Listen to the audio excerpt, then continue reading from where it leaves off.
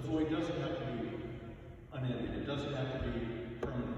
Because we have so many who can touch and help and support us because that individual whom we've known is Tell us about your memory today. Oh, you know, I was thinking about Dave a lot today, and I can't remember when I first met him because I used to see him in so many different places, whether it was at Oakmar, or at the Starbucks in Oakton, or at Artie's where I spent most of my time with Dave, or if it was here. But wherever it was the first time I met him, it didn't matter. It just seemed like I ran into Dave all the time, and almost every night at Artie's, like clockwork, after Jeopardy was over, he'd be there about 8 minutes after Jeopardy was over and sit down, and of course he'd politely ask me, "You mind if I sit here?" And he always sat next to me, probably almost every night for a long, long time, the last 2 or 3 years. And we just had a great time talking about some funny stuff, some serious stuff, and of course he would laugh and light up the whole place at Artie's.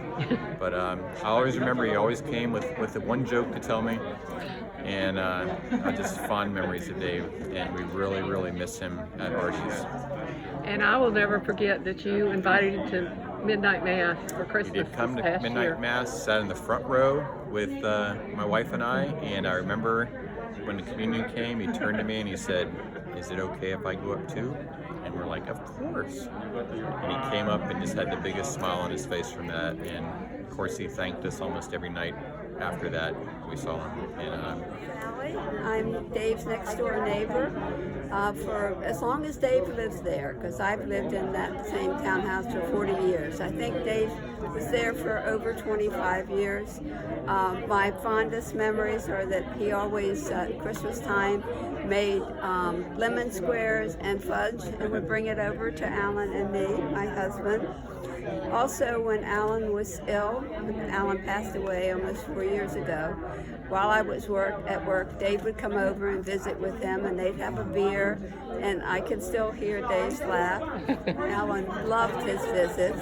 And one of the last things that Dave did, we always knew he had a generous heart, but it was about 2 months ago, Marvin, he came by with, he said he knew that we weren't going out grocery shopping much and going out to eat much. He brought each and every one of us in our block a $100 gift certificate to the Chinese restaurant. Oh my gosh. Yes, and that's just another example of what a loving and kind neighbor Dave was, and I'll miss him. Memory of Dave. Hi, well, I'm Marvin. I'm Dave's neighbor, and what I can say, he was a great guy.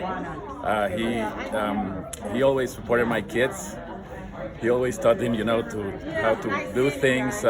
He let them clean his yard, and he will pay for them, although we wouldn't charge, but he will always give them some money. My daughter also used to power wash his steps, and he was always very grateful. He would always ask for my wife how she's doing, how was the cake business, and we once in a while we will have a beer together, and he will come. Last time we had some hamburgers at my house, and he came, brought some beer, and we had a great time. So he was a great guy. Okay, so tell us your name and what's your favorite memory of Dave? I'm Mary Liz Higgins, and this is my husband, Paul. And my favorite memory I have a couple of memories of Dave, but I played bridge with Dave on Mondays, and his bad jokes. That is my favorite memory of Dave. He had more bad jokes than anyone I know. He always made me laugh. Oh, this is my son, Matthew Dillard, and Dave was like an uncle to him. He always called him Uncle Dave. So what's your favorite memory of Uncle Dave? My favorite memory of Uncle Dave was when I was in high school. I was taking classes online, and every time I had to take a test, there was a proctor required, and he would come over, and that was on an almost weekly basis, sometimes bi-weekly basis. He would go out of his way to come on over, and he was never afraid to help me, not on the test, but of course, he was there. So. Well, there's several, but just what Randy said, David's jokes at Starbucks. And he would also, he would bring us pages of jokes so that we could laugh afterwards, and then his giving spirit. Okay, so I'm Rebecca Pick, first of all, and I met Dave playing bridge. And he was always such a nice guy, and sometimes I would sub in the Oakmar Bridge group after yoga. And one time I came back from yoga and I says, I can't believe this, somebody took my coat. And they had the keys in it. So Dave took the time to give me a ride home, get some more keys, come back again. I mean, he was just a sweet person. He's just a sweet person. And then for whoever's watching, I sent you a card, and you all sent me a nice note back. I really appreciate that. Dave and I were friends for many years. I met him when he became my neighbor, even before Kurt and I were married. Once Kurt and I became a couple, we had many adventures with Dave. We hiked, we biked, we went whitewater rafting, and we shared many meals.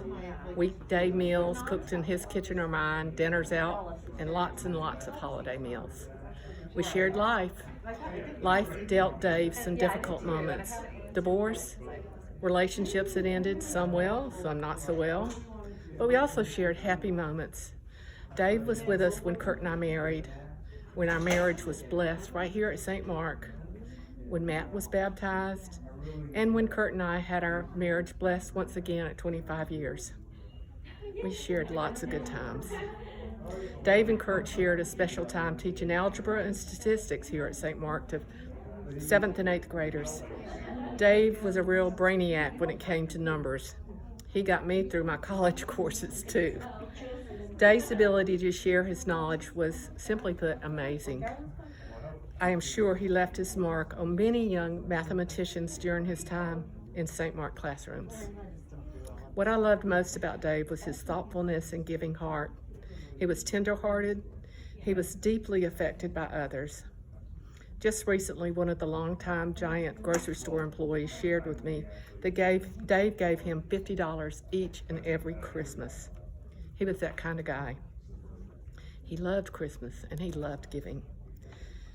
Dave gave each of us something special, something that we'll carry with us always. We'll miss his physical presence, but Dave, you'll always be in our hearts. Thank you.